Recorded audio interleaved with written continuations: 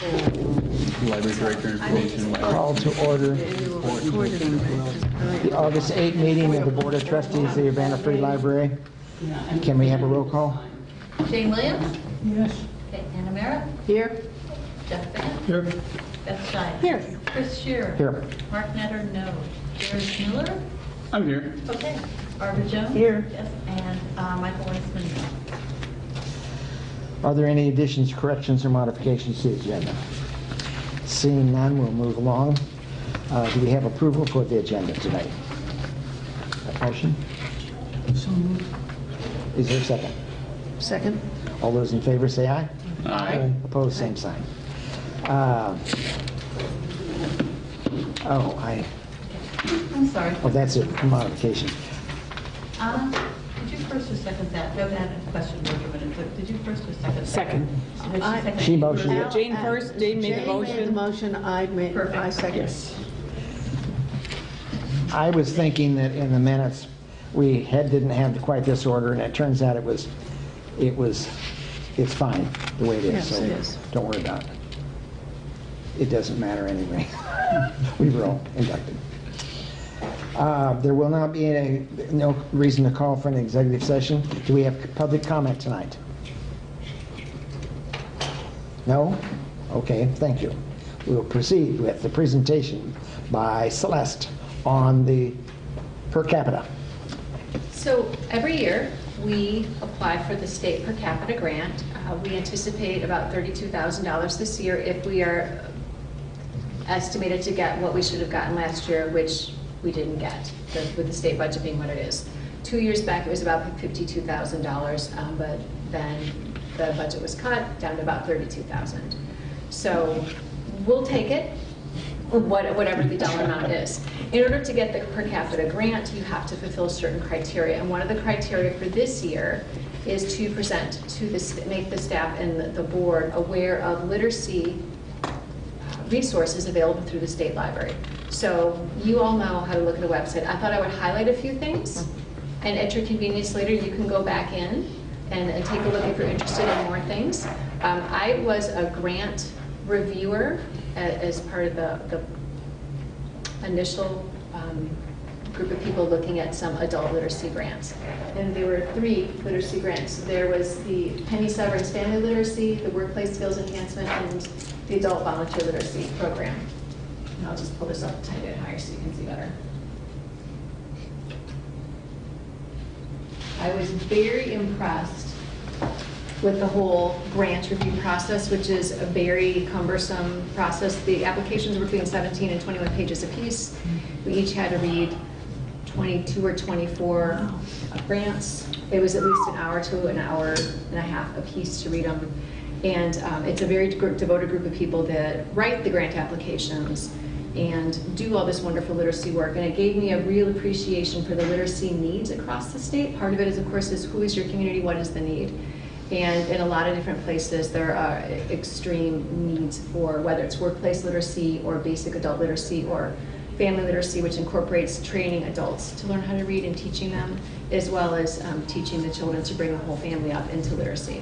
So I learned a whole heck of a lot, and I have great respect for the people implementing these programs, as well as the people who are at the state library, making sure that the funds are available, and then making sure that the grant applications get taken care of and that the funds get put out. And then working with the groups who got the grants to make sure that the literacy work is happening. So there's a ton of work going on. It's great work, and I'm very pleased that our state is being so proactive about these things. So you can read more about those in this section here. For workplace skills and adult volunteer literacy, they have volunteers doing most of the literacy work. So you've got, the goal is one-to-one, as much as possible literacy training, so that a volunteer is working with individuals as opposed to a classroom setting. There's some classroom setting work that happens, but they want it to be as much as possible the peer-to-peer, one-on-one volunteer work. And then there are some resources here that are available to people that have the grants.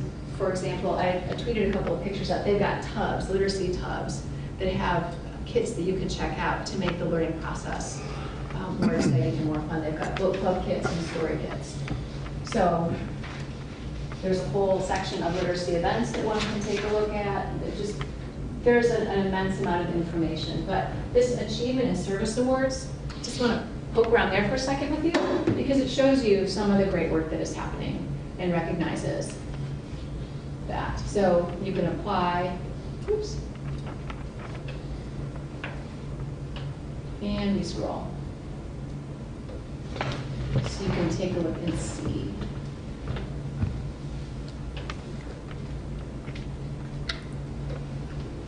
Just 48 programs that support adult family workplace literacy are operating statewide. 7,800 adult students and 3,216 volunteers volunteered. That's a lot of people being served. So I appreciate everyone's work, and it gave me a greater appreciation for Illinois as a state. And I hope as you take a look at the resources as well, that you enjoy that as well too.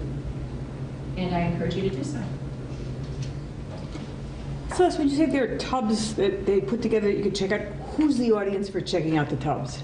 The libraries that are working with people. in Okay, these so literacy the programs. libraries, okay. Yeah, thank you. And so they have book discussion kits as well. So they've got different discussion kits at different levels so that people can read at levels that work for them, stories that are engaging.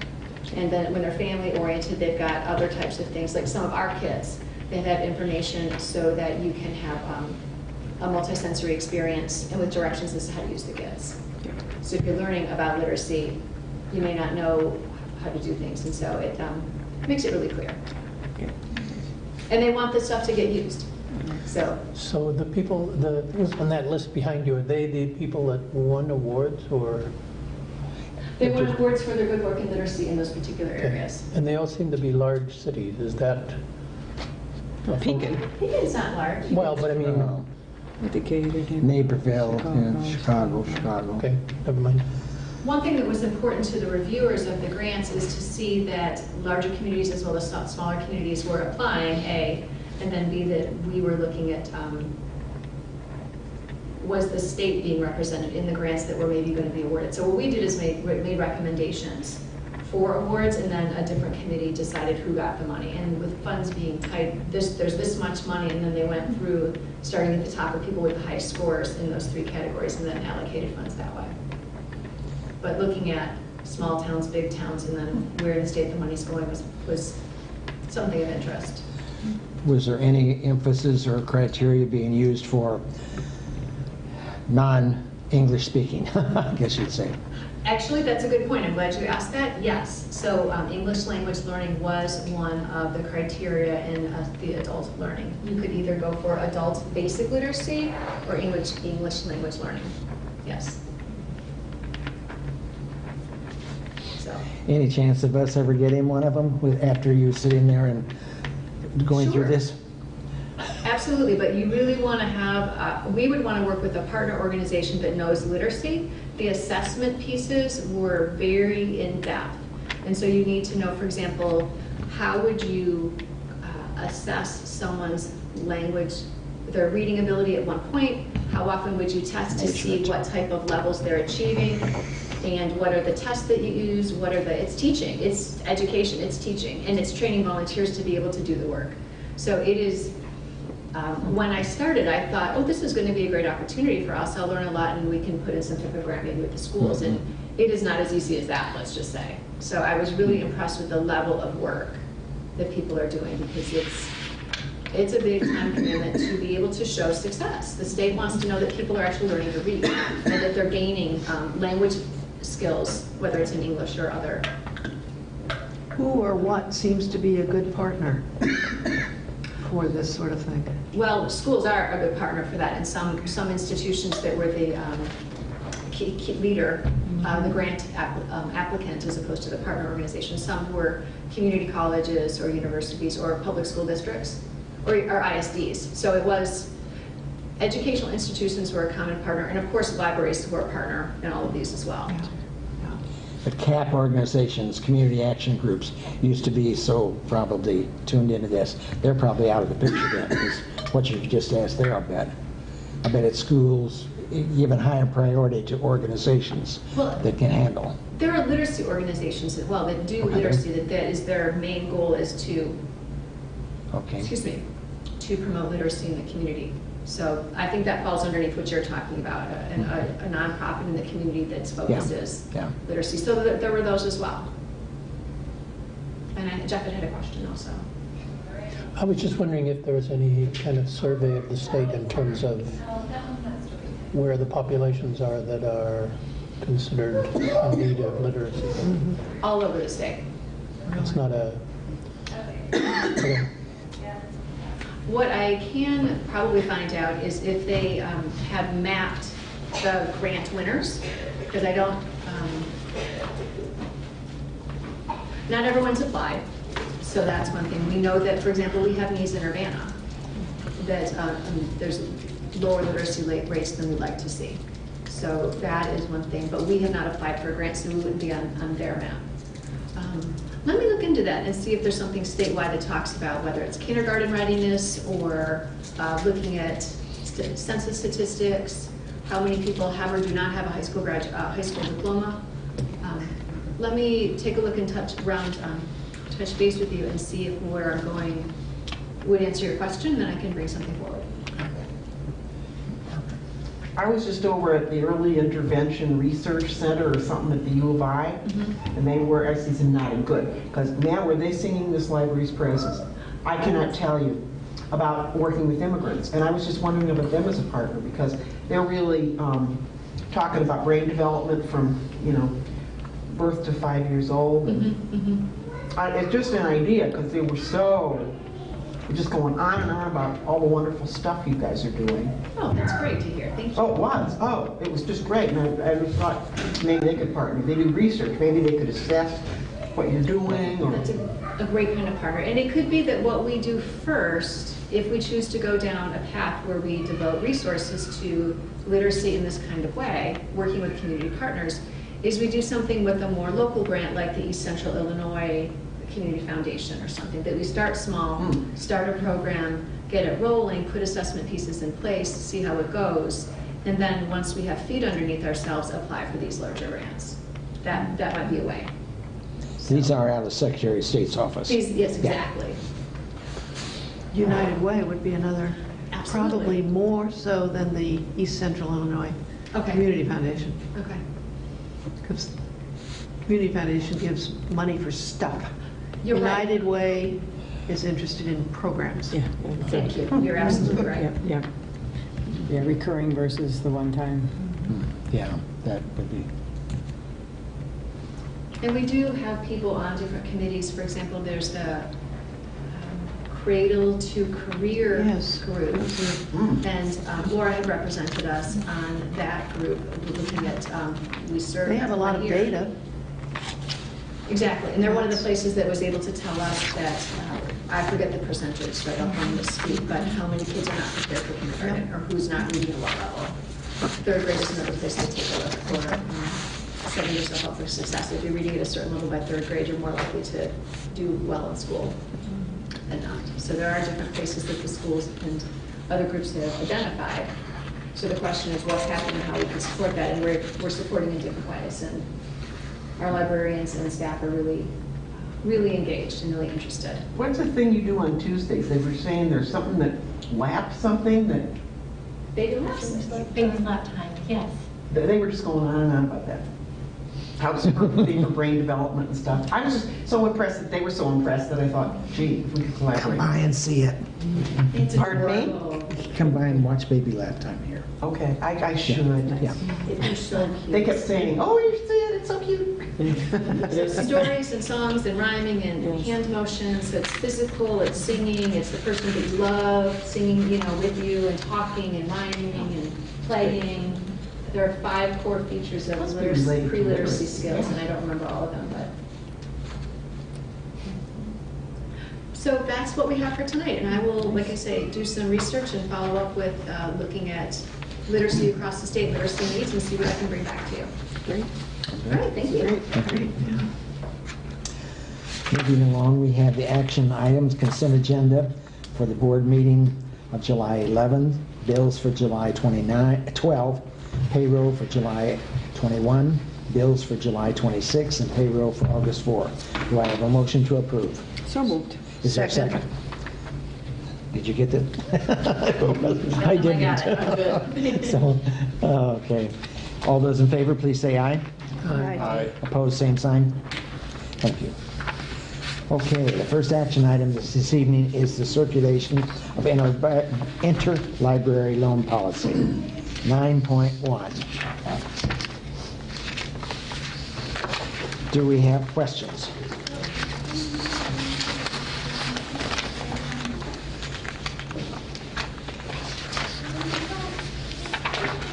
Today I talked to Celeste about item number 10.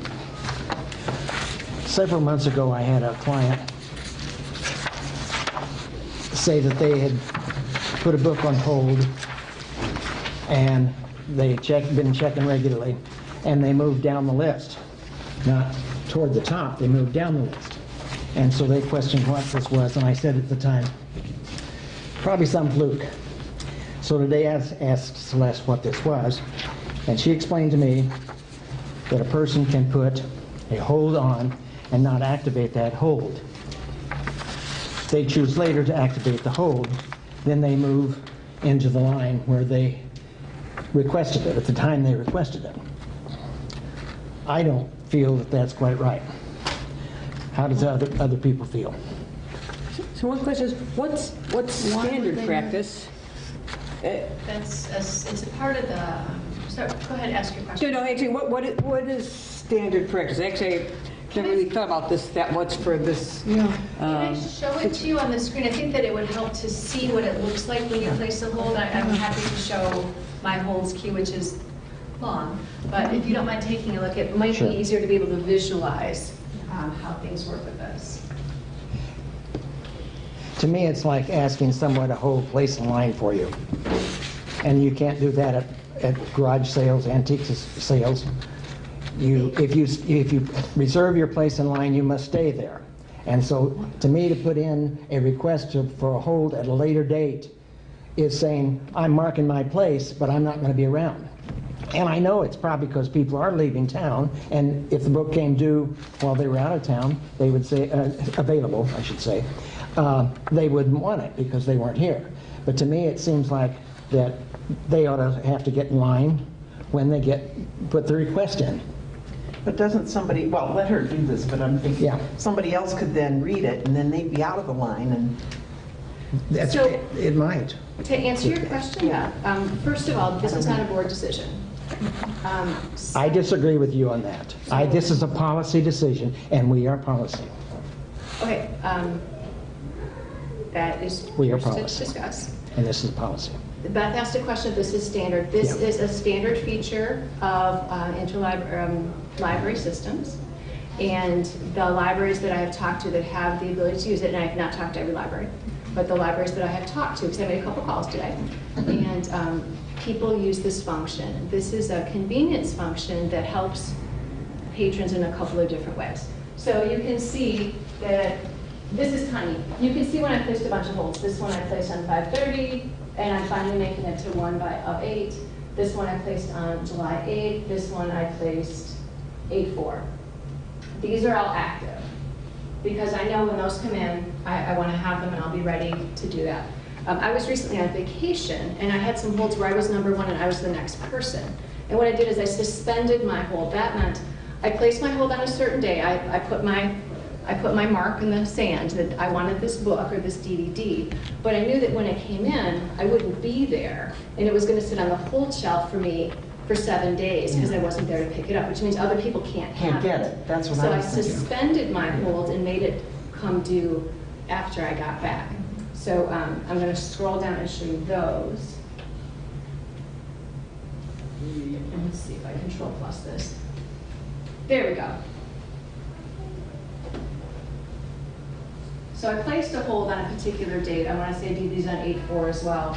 But I know that I'm not going to get to watch these DVDs, even if they came in tomorrow. I'm just too busy. And we have other DVDs checked out. So these I suspended until those dates. So that means that anyone else that wants them before me can have them. But I get to be in the appropriate spot in the queue because I did say on this date I'm interested in this DVD. So that's how the system works. You can either do it later, so for example, I can make this culturally responsive teaching, actually that's initial, I don't know, I can go to this one and I can change it right now. I can say, oh, I placed too many things on hold, I don't want them coming in. And again, I can make it inactive so that someone else could have it first. And it could fill someone else's hold. Or I can also unsuspend something so that, like if I read or watch all my other DVDs, this could come in sooner for me if no one else wanted it, then, depending on where I found the queue. So that's how it functions. You can either do it when you're in your account or when you place the hold. Does a client see what is going on? I don't assume they do. So I see my own account. Yeah. And you can see here I'm 2 of 2. Yeah. In other ones, I was 1 of 3 or whatever the case is. So you can see your own, but you can't see someone else's. No. So when you suspend, then it automatically then would go to the next person in the queue. And so then then the date that you put in that you want to reactivate, but if they, so do they get a message saying you have to have this in by this specific date, or do they simply have their normal checkout period for whatever, you know, book, media, whatever they have, and then if you had September 5th, and someone... It's first available after it comes back in from First September. after, If I was that, number thank you. 1. That's so. Yeah. So, all right. So they get theirs for the normal allotted time, Yes. and then you might not get it on September 5th. You might get it, and when the normal allotted time was up, and then you would then get bumped to the top of the queue again. Right. Sure. So okay. So people are getting it then in the meantime.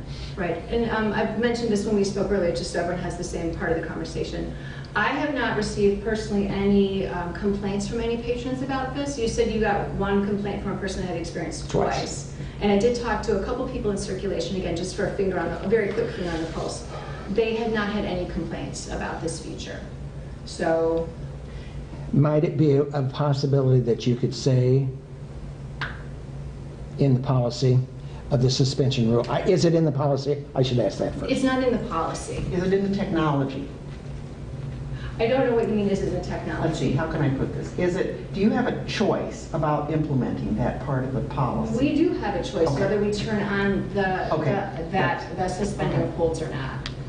Again, a couple people I talked to, other libraries in here feel like this is a benefit overall to patrons. Does Champaign do it? They do, And something that will, something that's a factor, but would not change someone's number, Chris, is that with new materials, we do a My Patron first. So if we have 3 copies of a book and Champaign has 6 copies of a book, if it's popular, they buy more than we do because they have more money, more patrons.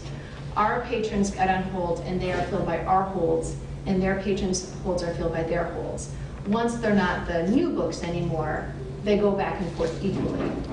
But that way it recognizes the different financial contributions that we might buy more of something than Champaign buys. And so if it's a new book, again, it's an our patron first situation. Again, that wouldn't change the number that the person saw. But it might indicate why am I number 1 and not getting something? Well, the Urbana patron might not have returned it, and the Champaign patrons are returning things, so their holds are being filled faster. So the alternative, if it didn't exist, would be it sits on the shelf for a week and then becomes available, or you call and say, I'm not in town or whatever, and it becomes available to somebody else, and you go to the end of the line if you come back in and put another hold on it. Right. Right. The convenience factor about this for patrons that want to place holds is that you can say, again, I am going to need this book for a class project, but I'm not going to need it till December or whatever it is. Or I want to read this knitting book, but I know I'm too busy right now, but I think I'll be ready in 6 weeks. I know the item that I want. I know that I want it. I know when I want it. I can put it in the system and I can forget about it. And it's a very helpful way for the library to fill people's needs, and that for one-time shopping for them. They don't have to do things multiple times. They can set up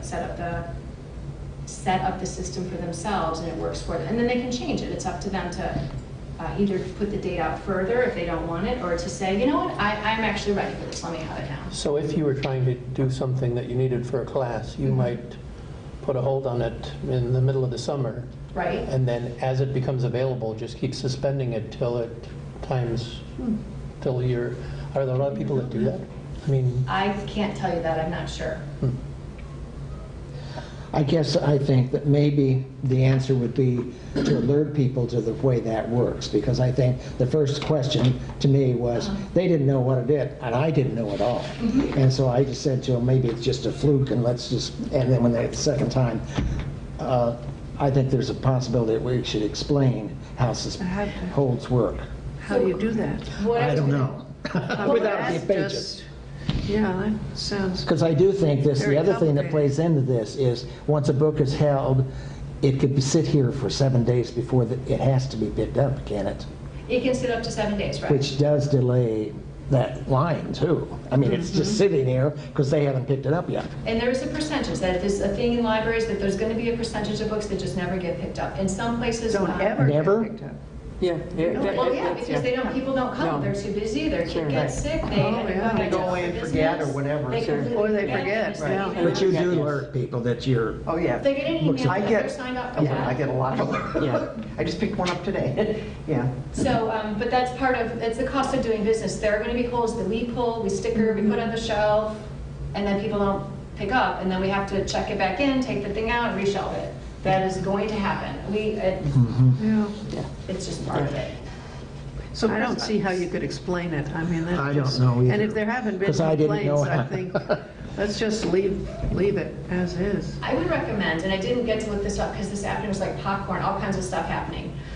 We have a page that talks about, using your card and using your account. I think it would be actually a promotional piece to say, you can suspend your holds, you can control your account.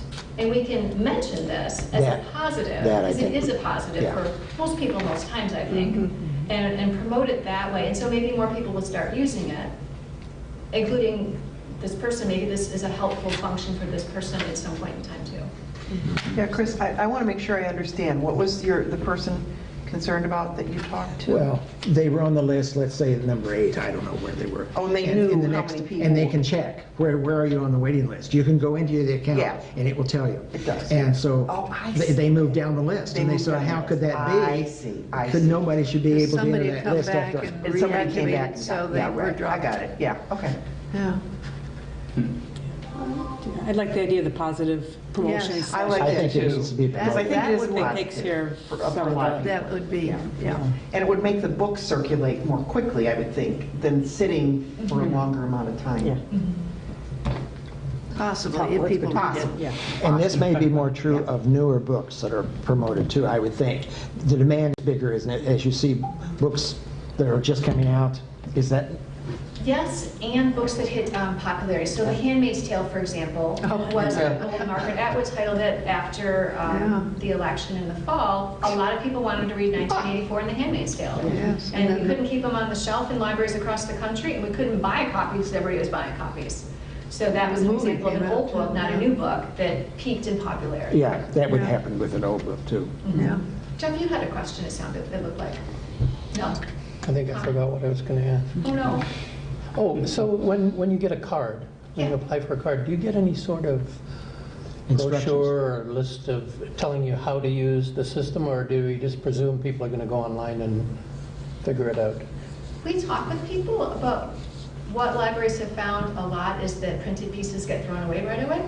And so we encourage them to check out our website, and there is, I'm on the wrong screen here, but there is information on how to use your card. Okay. And so we direct them to those, and we have a couple of nice promotional pieces that explain about what you can do at the library and such. This is one of those finer details of, wow, I didn't know the system could do that.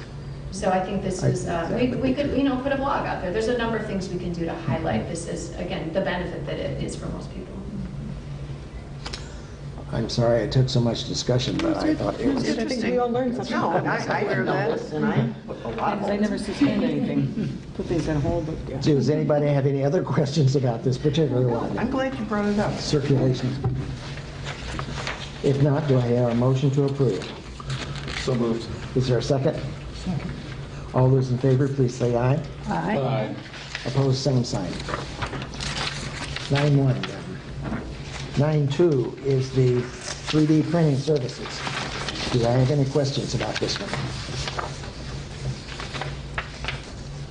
I have, if I may, Sure. I received a piece of feedback that one of the lines about inappropriate activities or inappropriateness in the library is language that has gotten some other libraries into trouble elsewhere. And so I contacted Jim Simon at the city and said, do you have different language we could use that would be better for what we're looking to do? We list the things that people can't do. We say that the library staff can refuse to print any particular job. And so that's why you have a policy with one sentence change in front of you. And so I would ask that you would accept that as a friendly amendment to the new language about the specifics there. I don't have it in front of me, so I don't want to speak. No, I think it's more clear than Yes. inappropriate. It kind of, defines inappropriate much better. It's good. Yeah. I have a question on this one, too. I thought that there ought to be something about the cost. We cannot put a cost into it, because that would change. I think that people need to know that we're not going to be running a free service here. And I think at this time, I don't know how you state it, but that and Celeste and I talked about this too, you can't put at cost, because we might want to recover more than cost in this 3D. And of course, it is important to know that staff members will be running the printer, so that the liability for somebody breaking our machinery is lessened. But it just seems to me like that this policy initially needs something to say about the cost. And like I say, I don't know how to do it. Have you thought about it? I just wanted to interject one thing, or to add something to the conversation. Just so you know, we do have a waiver that city legal has approved, so that when people say that they want to print something, it does say, which you don't need to see this, but it says things like, I understand that I'm responsible for the use of my product after I've got it, and if it breaks, the library's not liable. Like maybe someone is making gadgets to then sell, and someone isn't happy with that. So we have a waiver that people will sign, or we won't print their thing, just so you know. If somebody swallows a charge. Those things. Okay. Right, that we are Okay. indemnity, the library Right. is taking care of as far as that goes. And that, again, that's not policy, that's practice. It's And then it's there's a whole legal. set of procedures that the And- staff will use. So how will we get the jobs, how will we process them, that has all been worked out.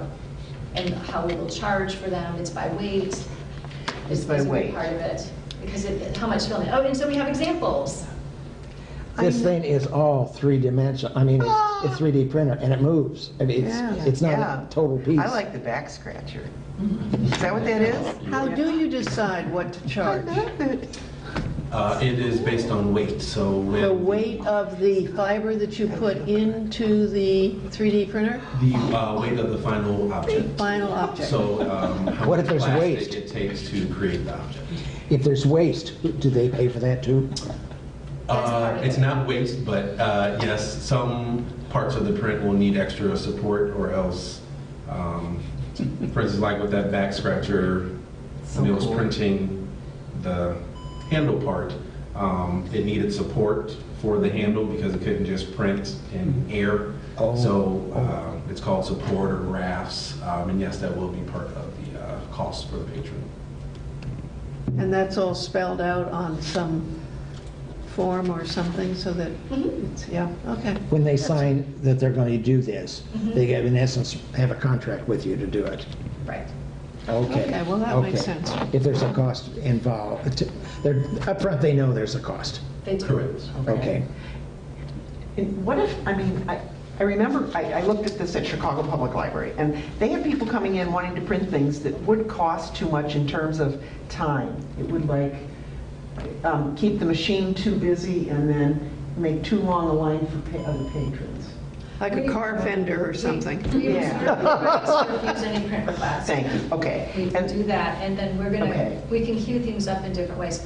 This is not gonna be print on demand, as in, I will walk up and say, I wanna print right now. We may have already other things printed Okay. from other patrons. Yeah, right, that's what I was From wondering. yesterday.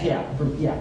So we will put people in the queue, but especially if they're wanting to print something that's really large, they know it's gonna take some time.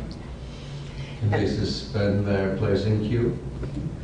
Perhaps. I have another question that came up at Chattanooga Public Library, which was entrepreneurs coming in wanting to start a small business using the library's 3D printer. So they want to make tchotchkes and sell them for their own small business. Okay. Is that okay? They can't sell them here in the Right, library, okay. but they can print, again, that's part of the waiver acknowledging we would like Okay. people to see this as a way they can be creative and be an entrepreneur. Okay. We support that. Right. And something tells me if they became very successful, this would be kind of a poor business model, having to always run the library. Yeah, I know, and and that's what I mean. I think it was in Chattanooga. I think it was Chattanooga. They found that it was small businesses took up all the time, but then I guess if you write to refuse, at some point you could say, hey, you've been making keychains now for, Time to get your own 3D printer. yeah, and time, yeah. We're spinning you off into your own. Right. Yes. This This is is a over great 500 thing. keychains, that may Be a not be prototype, appropriate for but- us. Yeah. Right, okay, thanks. Do you envision this creating some problem on staffing this operation? No, No. We're very thoughtful of the process and how we're going to staff it. So what we will have to find out is how popular is it. So it's going to start, it's going to take a minute to get the word out, but we're doing one of those First Friday events on September 1st. Oh, yeah. So that will draw attention Very to cool. it. The library's open late, and then we're going to promote it as heavily as possible. But still, we don't expect, again, people wanting to print 500 keychains right away. So if it becomes that popular, we have a couple of options too. Mostly will be running. So staff will set it up, but then it runs, and it could take however long to print something. That will be staff downtime because we can't do anything else with it except check on it now and again. And we're anticipating putting it right on the checkout desk so people can see it. Oh, nice. I could see our teens that have been in the teen lab using it be the first customers. That would be great, and they can still use the 3 that we have in the teen lab as well, Tuesday, Okay. Wednesday, or Thursday during those hours. So the teen lab is still free, still its own thing. This printing policy is for the fee-based service. The teen open lab isn't changing. Wow, okay. So the charging that you do by weight, is it to recover the costs of the materials only, or do you have machine Plus. costs worked into that? Yes, so to recover the cost of the filament and then some for cost of the printer when that comes time to get that replaced. There are parts on the printer that even before the printer as a whole needs to be replaced, different parts will need to be swapped out. Are there fans? I'm sorry? Are there fans, do you know, in the printer, fans to Yes. keep it? Because usually those always wear. Yeah. Yeah, and I've actually never taken apart a 3D printer, so I'm just Yeah. speculating. So. And also if there's any misprints, print job messes up for some reason, trying to recover the cost of that, whether it's printer error, staff error, things of that nature. And staff time. So are you, sorry, because I was in the world of copying and printing, are you likely to be in competition with anybody else in town? Are there other people, commercial places that are offering 3D services that would like chafe at your low prices and things? There are, so I looked at our local competition, and from a business standpoint, there is a lab on campus. I can't remember the exact name, but they are more for businesses and prototypes, and their printers are much faster, more precise, more larger than ours, and they can print in plastic and steel and rubber and everything else. So if it does get to the point where small businesses are kind of outgrowing what we can offer, we can refer them there. For the average patron, there are 2 main competitors. There's IMC, which is over by the post office, and they actually offer their 3D printing services for free. But when I called, they said that the reason they offer it for free is because no one is using it. And if use increases and they're having to go through more filament, then they will start charging. And they have extremely limited hours. I think the day I called them, they were only open for like like 2 So there are no hours. commercial places like, Another place is a Fab Lab, University of Illinois Fab Lab. but that's not really, no, but I mean, there are no local Commercial. businesses to do. There's not, so there's Kinko's, I think, does something, but it's not anything that they're doing locally. So you submit your job through their website, they print it somewhere else, and then they ship it to your local Kinko's, and you pick it up from there. Okay. No, it's just people that, like, when you're in the copier business and you're at the university and people take real offense that you're got all these free things that they don't have, and they call their state legislators and complain about it, and they call the president of the university, and, I mean, it's can be quite the contentious thing. You know, maybe 3D printing's not there yet, but one of these days, you know. I had a couple comments. One, first, I love it. I think it's great.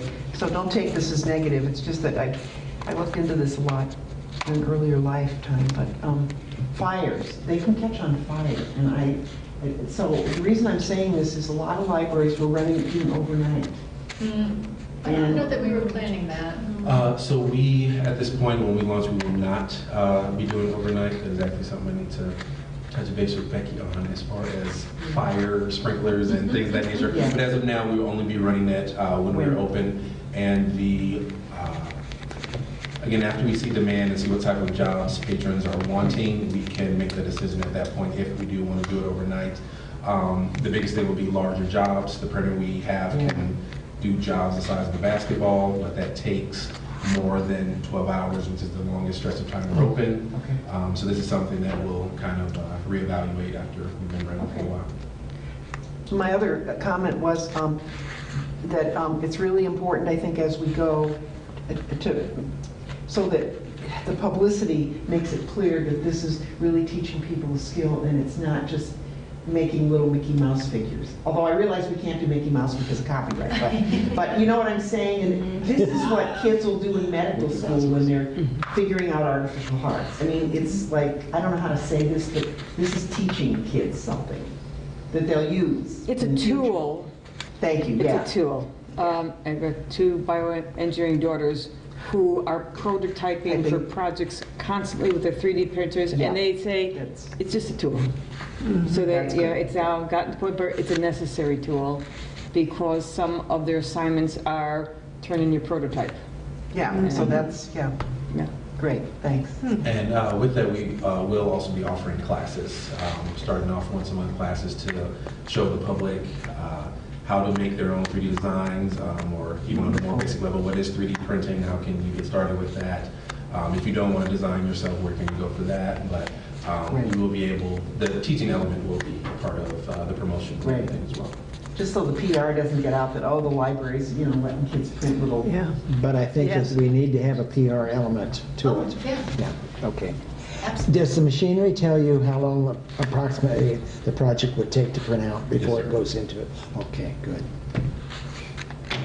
Well, this is a new venture. I mean, I just Yeah, can't. it's, So I've been, because I've got this reputation of somehow not liking maker spaces, which I don't. But it's like really, I've not seen yet. Maker spaces in libraries are a total function of 3D printers usually. What we have, this teen lab, that's a different thing. It wasn't a maker space. But why 3D printers? Why not large format printers? Why not things that you can put decals on your cars? It's just like somehow 3D printers have taken off and libraries are involved in that. It's just kind of, I'm still perplexed as to why that sparked the way it did. Yes? It's a good question. To speak to your point, though, this last week, we actually launched the Productivity Collection and the Arts and Crafts Collection. So people can now check out to take home with not a 3D printer, but they can check out 2 sewing machines, a Sizzix machine for making die cuts or embossing paper. And so they can, and different craft things, and VHS to DVD converter, and different types of technologies to be more productive in their lives. So we are looking at this making in a bigger picture way. The 3D printer is something we're not checking out to people, it will be in-house use. But I expect that we will have other tools in-house as well for people to use. But right now, we've been focusing with those checking out the circulating collections. It's come down in price for individual units, but I know you can get some for $500. Like the little ones we got for the Teen Open Lab recently were about $500 a piece, but that's still not a small investment if you want to print something now and again. And so I think that looking at how people can, for the community good, pool resources to buy a piece of equipment that people broadly can use, that's part of why these have taken off, that it's not something you're going to buy for your house, generally speaking. But we see it as part of a continuum, not just the one thing TV maker. I thank you for the discussion. Is there a motion to approve the 3D printing services? So moved. All right, I'll second. I think it's wonderful. All those in favor, please say aye. Aye. Post same sign. Thank you. Good discussion, though. Good discussion. Yes. Okay, the resolution 2007, approval of the annual report to the city council. Now, were we handed that in some? Those are the things that we got. That's one of the- They're on the website. They're on the If you have a site. print copy, you got the resolution and the annual report. Oh, that's right. Yeah. Right. And those have been on the website. And then I have a copy of the IFLAR, which is the actual, all the text of the report. When I was looking at it earlier, there was some information that was in the wrong column. I have to cut and paste it over. So generally speaking, it's ready to roll, but When do you give this to the city council? the 21st, Okay. And is that a public session if anybody wanted to attend? absolutely. Okay. And that's last year's activities. Right, and so what we'll be doing is as soon as we finalize and send in the IFLAR report, which should be the next day or two, we will go ahead and print the final copy and submit it to you and put it on our website in case any of our public are interested in it. And that will be the final copy that goes to City Council because we'll have it definitely before it goes to them. But we don't want to approve that tonight, do we? That you, or do you? The language in the resolution mentions that it's remarkably, like, if I can see the resolution. Resolution, oh. Thank you. The Section 1, it says that the report's substantially in the form appended here too. Substantially, and like I said, I've got some numbers that are in one column that need to be in another column. We need to move numbers over. So you have a copy of the IFLAR to take a look at. You have the report. The annual report, from my perspective, is final unless you have changes as the board. So what you're approving tonight is that we send the report, the text, as you're seeing it, and then the IFLAR with a couple of changes that need to happen, but is substantially the same. A motion for approval. So moved. Yeah. Which one of you wants to do second? I'll second. On a second. All those in favor, please say aye. Aye. Opposed, same sign. With the Thank you. resolution, does someone need to read it? Like, I resolve, the board resolves? What are you asking? Well, so since it's a resolution, it's a revolution too. Okay, since it's a resolution, that Maybe just someone reads do it we first. formally read it since we are approving, we're adopting this? And she has to sign it. Yes. Okay, Which part do you read? You should be. The whole the thing? top. So I've been in places where they read the whole thing, I've been in places where they read the top part. okay, so, and I'd read it as we as a board. Yes. Yeah. I've read it. No, I have read the resolution approving the annual report to the city council per 75 ILCS 5/4-10. Whereas the city of Urbana, Illinois, hereafter the city, is a municipal corporation, a body politic, and a home rule unit of government pursuant to Article 7, Section 6 of the Illinois Constitution of 1970, and whereas the city organized and formed the Urbana Free Library as a local library pursuant to the Local Library Act 75 ILCS 5/1-1. Now therefore be it resolved by the Urbana Free Library Board of Trustees, Urbana, Illinois as follows. Section 1, the Board of Library Trustees shall and does hereby approve the annual report required in 75 ILCS 5/4-10 in substantially the form appended hereto and made a part hereof.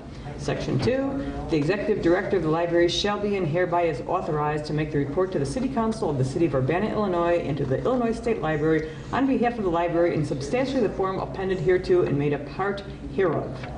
We've adopted this by the Board of Trustees at a regular meeting thereof held this 8th day of August 2017. And this resolution we've declared adopted. Adopted. We voted, right?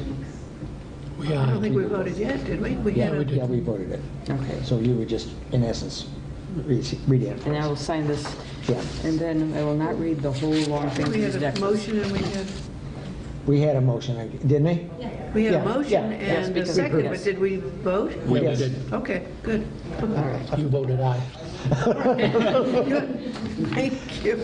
Okay, agenda item 9.4 is the resolution having to do with the intergovernmental agency between the Urbana Free Library and the City of Urbana Okay, broadband. we're gonna Not read this whole thing? not read this whole thing.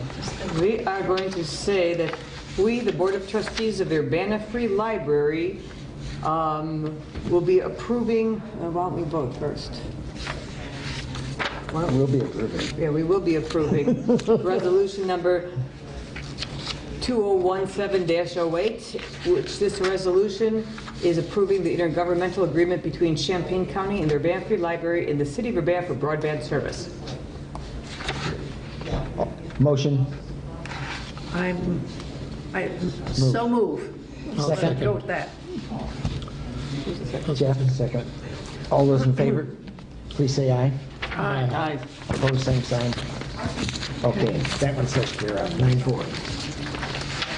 9.5. Okay.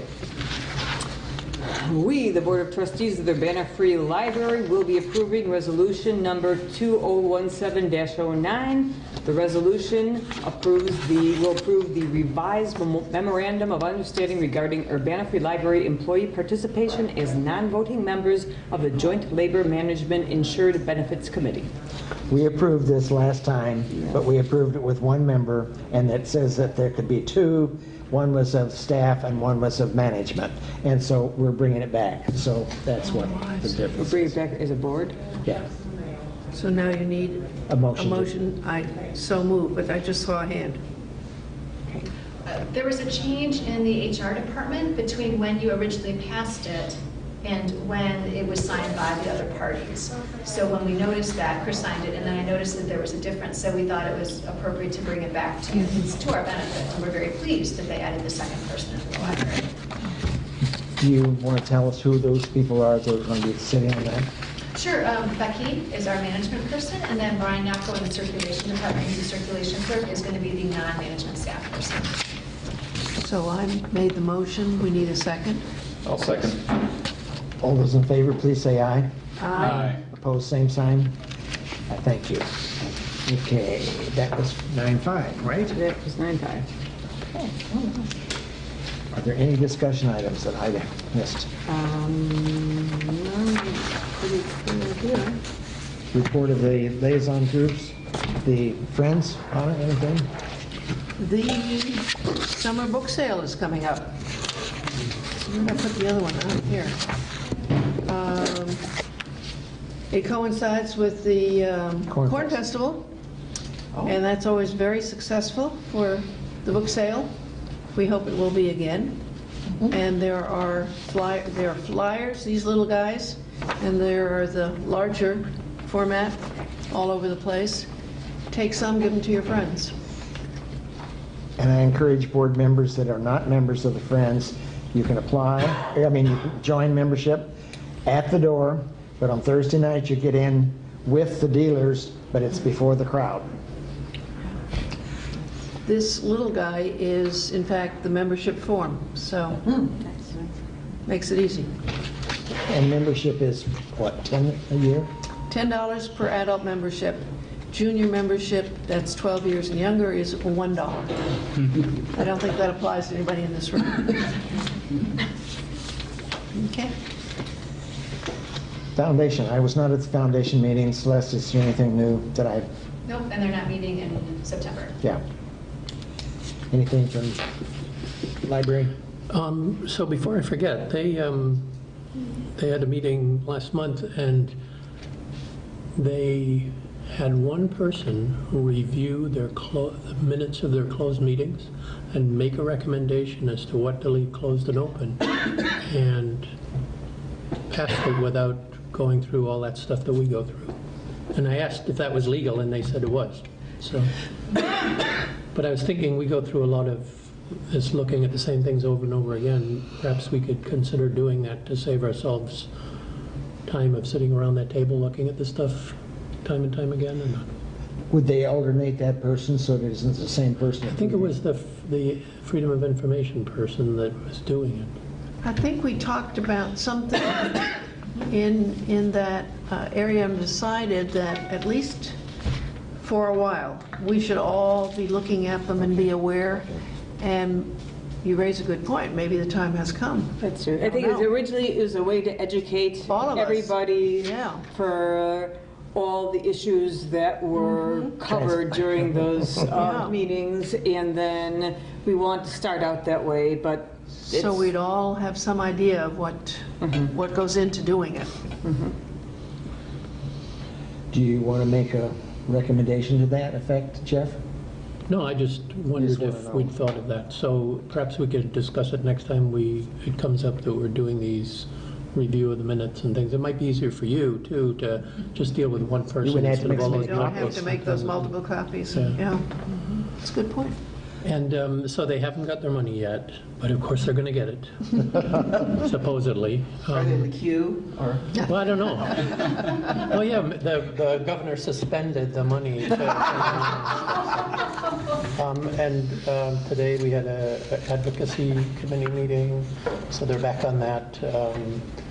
And it's been quite a discussion. They had Laura Huth come down and do a presentation, and that's got them back to focusing on what they're going to do.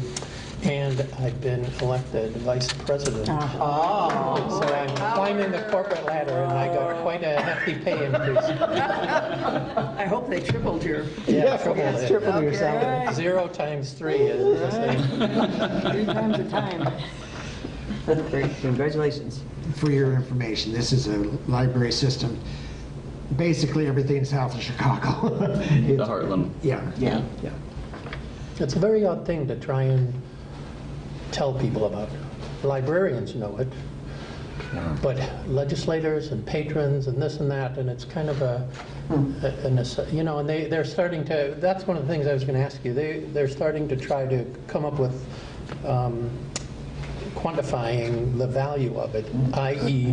one of the libraries they were talking to said, well, if we'd have bought those books that we borrowed, it would have been this much money, and we wouldn't have had that money. So, they're trying to come up with some metrics to measure the value of what they're doing. yeah. I heard a talk at ALA about this, at this trustees meeting that I went to, about value, and putting it out there with data. Like, why do we share? Why is there a Heartland? I mean, what is the value of sharing resources rather than every library buying it?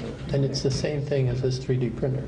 This whole sharing thing, if you drive it to the end, it really frightens people, because basically Barnes & Noble isn't getting all these sales for taking books out from the library. It's been like that forever, but some people don't think that's the way it should be. Okay. And in the advocacy group, they're getting to the point where they're trying to develop things to do. And one of them is, we need to be on social media. And everybody's, well, I've got a Facebook page, so I said, surely other libraries must have unique things that libraries do with social media instead of just tweeting all over or whatever you do, So if you can direct me towards some resources that would, but I mean, it would seem like there should be unique things at library. We should own social media. That should be ours, I would think. But it's got to be, there's got to be some cool way to do it that isn't like everybody else, I would think. You and Kathy and I should talk. Okay, so if you can direct me somewhere, now that I'm off maker spaces, this will be my next thing. So did any of the libraries in Heartland say what they're doing on social media? Or? Well, they post things on their webpage, and then somebody picks it up and posts it on another library in Indiana, and then they, I mean, they were talking about how it spreads and things, but a lot of the people aren't kind of comfortable. They don't feel very hip about it, and you always feel like you're behind the times, and really, you should be ahead of the times, I think. I mean, libraries should be, and maybe they are, but maybe libraries in Berkeley are or something, and Yeah, I just don't know how to find those things. So. Thank you. That's it, sorry.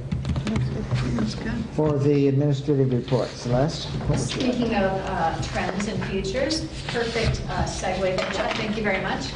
We talked before about the Library of the Future, Center for the Future of Libraries through ALA, and how they've got great trends on their webpage and how you can go in. They've got that newsletter that you can subscribe to where they take news and they see, here are the things that are popping, and there's going to be different articles to read. They have cards now. Cards with a trend on the front, and then why it's important, and what it is and why it's important on the back. So I'll send you a link. This came out just last week. You can take a look through these. But this will be helpful as we look to strategic planning. Yeah. I wanted to get these out to you, so again, we'll send the link. Some people like print, some people like hard copies, and, print and hard copies is the same. Some people like electronic, some people like hard copies. So I will send you the link. If you want to print them, great. If you want us to print for you, just let us know. I love the guy who runs this thing.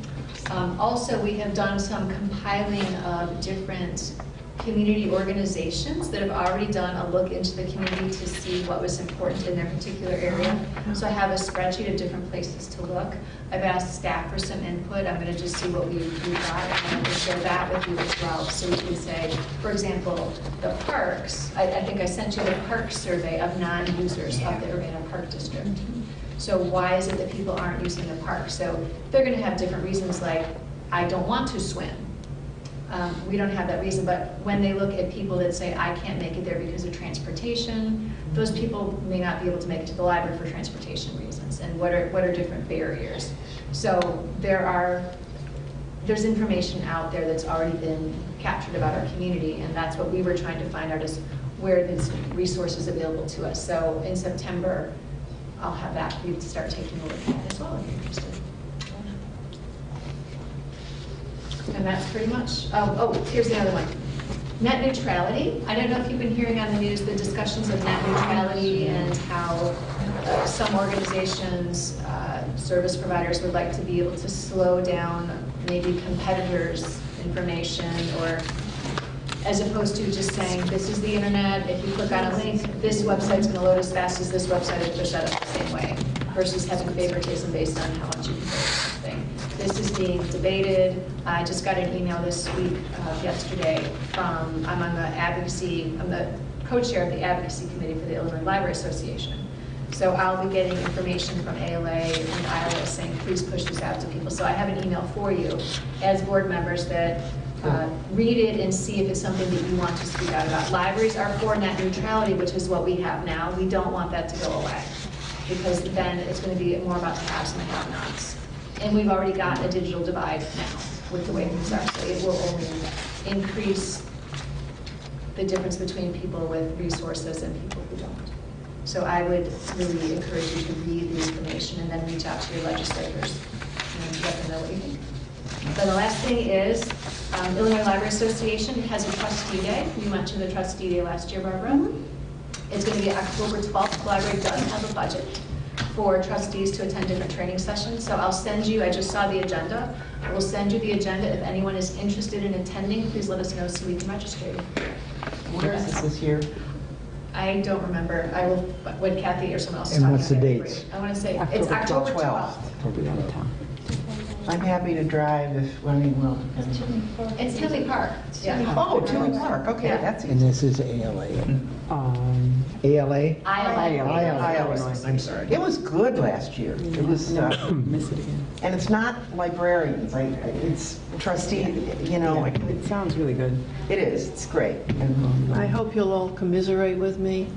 I will miss the October meeting, and I won't be able to go to this because I'm going to London. And I'm going to be, It's not Berlin. no, and, no, oh, actually, no, I'll be here for the 10th. This is the 12th. of Yeah, July. 12th is the meeting. Oh, no, I won't This be. one's for you. I'm going to be in Hawaii. but I'm going to be the Sherpa for my husband. Is there who's doing anybody the else? We World might not have a Ironman. quorum. Really? We'll have to check that out, because that is. I'm too going to many. Tolono in, Yes, yes. I'm afraid of where the North Koreans can take their targets. Hawaii, that October, might- that's the one next one. Can I ask, for those of us who are out of town this weekend, Comic-Con, how it went? Oh, yes. It went swimmingly. We were very pleased. Overall, we had 574 people who attended our different events, which was wonderful. Fabulous. Of particular interest was our partnership with the Fab Lab, where people got to make their own ears and masks, all sorts of different things. And then our speed drawing contest was also lots of fun. So we put up large sticky note pieces of paper around the room, and people had 10 minutes to draw an original character, and then everybody voted, and there were prizes. And we did a cosplay parade, so people who dressed in costume paraded through the library, which was a lot of fun. And there were some very impressive costumes. We were very pleased that we had a lot of different types of people who were interested by this event. So we had some single people who attended. We had whole families that came dressed in costume, which was a lot of fun. And positive feedback. We issued surveys to attendees afterwards and received some great feedback. We had one member on staff who was an NPC, a non-player character, who was wandering around the library. People could go on a quest to find this character and get a passcode to help save the con, so that we didn't all turn into ducks. So it was a lot of fun had by all. I'm interested, you say adults that were, because when I was here earlier, they were coming, and it was mostly kids, but a lot of adults, or just accompanying kids? Sure. We had some adults that had children with them and some who came by themselves. One of the pieces of information that we received as feedback, which we're looking to incorporate for the next year, is that people loved that we had activities for kids, but we had some of our respondents indicates that they wanted adult-specific activities, which we thought was excellent feedback for us to have. Okay, because this is also the first Friday of the month as well, right? I'm trying to think, because this was the Imbibe, Urbana, but you had adults who are also looking for. Urbana, yeah. Right, just, a lot of the. First Friday. Right, the first Friday, Yeah. thank you. Because usually, not exciting, we were Yeah. flying out. So I could see the extra interest in the adults wanting, but. No, this was independent. Yes. But I know our Comic-Con was independent, but I'm wondering whether. It wasn't Friday. It was Saturday. Okay. What's it on And Saturday? for some reason, because when I looked at the dates, I said, oh, we're flying out. I mean, we're going the whole weekend anyhow, and for some reason I was mixing it. So, okay, it was Saturday, so it wasn't independent. All right, then forget what I just said. All right. Strike it. All right. But the feedback was just independently of the first Friday that adults wanted to have more adult-oriented activities. Very interesting. That is interesting. The young at heart. So in the big Comic-Con, San Diego, they do panels. Yeah. They do a lot of panels, and the adults like the panels. Well, and we did some things that we did this year that we didn't do last year. We had a professional graphic artist come in and provide a workshop, and that was very well attended. And he's local, which was lovely. So I think we might look at what are some other things that we could do to showcase some of our local talent, or maybe even invite some speakers in who would appeal to adults. Yeah. We did, I used to do the Comic-Con in Chicago, talk about censorship, and then there's, somebody would do history of comic books. I mean, there's all kinds of things lots you of can do that adults like, Yes. you know. Yeah, the workshop type of things they love. Right, yeah. Yeah. Well, period of time, how many hours are you? 11 to 4. Okay. Fantastic. Yeah, it's great. Very nice. Thank you for that. She has an additional piece to her. to the report. Yes, so as you know, the solar eclipse is coming. It will be on August the 21st. We have been doing a series of events to lead up to and build interest in the eclipse and solar things in general. And so to celebrate the eclipse, we will be having a special eclipse themed story time, songs about the sun, lots of things happening in there with a viewing party in Cherry Alley to follow. So we have also been partnering with a granting organization so that we can give out glasses for the solar eclipse. I have a pair for each of you. If you would like to come, you are officially invited. And these are the approved? These are approved? Yes, they are. Approved ones, yes. And believe me, They're hard see to anything come out by. of yes, No, my we husband was have, looking all over for them. we've received quite a bit of community interest, which is good. We've received information that we've been included in national publications as a destination where people can pick up their glasses. So we've been really pleased. Wow. Cool. Great. Who is this funded by? I'm sorry. The other The way around. Gordon and Betty Moore Who's Foundation. paying? Who Great. Betty? Gordon and Betty Moore Foundation. Okay. And it was on CNN. Starkville Libraries Planetarium were has already run out of them getting 4 times, getting lots of complaints, so Wow. very interesting. What complaints about? Starkville Planetarium. Do you think you're going to need more because Clark Lindsay is going to get several hundred? Oh, good. Would you like to, I mean, a bird in hand is, as you Yeah, know, right. but on the other hand, I think I'm going to be getting one. You have a good use for this? We will certainly put it to use, Okay. absolutely. Very good. Okay. I will let somebody else. I may come back and say, hey! Thank you. I'll make it up after. I don't want to be a wet blanket or anything, but just I want to pass on something that a friend told me who's Native American. Native Americans don't do the eclipse, and neither do Indians, East Indians. Just if you get a complaint. I don't know why you would, but there are some ethnic groups who think this is a bad thing, like, Spirit world, yeah. yeah, Okay. just saying, you may not hear about it, but. I mean, I think it's great, you're doing it, I'm not being, I'm just saying, somebody told me that. The last eclipse, I recall, we were at Jimmer's Lodge, and you didn't look at the sun, but you could look at the ground, and you see a lot on the ground. Yeah. Because the shadows. Wow. You can see almost what you see through the glasses. We're going to make, have people make pinhole cameras as well. That's a perfect thing, yeah. Well, you all have to pray for clear skies. That's Yeah. the most important thing. With all this excitement, I mean, there may not be anything to see. Yeah. I'll miss it. I'll be in Poland and they don't have it there. Oh, They dear. don't. Guard your travels. I know. I do not have anything to report. Is there any unfinished business that we know about? Now, do we plan for a photographer or what? There she Oh, is. we have a photographer. I forget that, Kathy. I'm sorry. But I'm only using my phone for this one, so no fancy equipment. We don't have everybody here. Do you want everybody at once? And you want us with the glasses on, right? Right, absolutely. That would be so cool. Well, this kind of leads into why we would like the picture. We did this last year, but September is National Library Card Sign-Up Month. So we have our giant library card. Nice. And we want to pose you here. We have an image that we're going to project on the screen that is one of ALA's promotional pieces. Oh. And we want to have your picture taken with that so we can see your smiling faces on our website. Nice. So that's why we want to take it this month and not next month. Cool. Okay? Okay, that's reason enough. Seeing no other business, I declare the meeting adjourned. All right. You get there, buddy. Second. All right, we're done.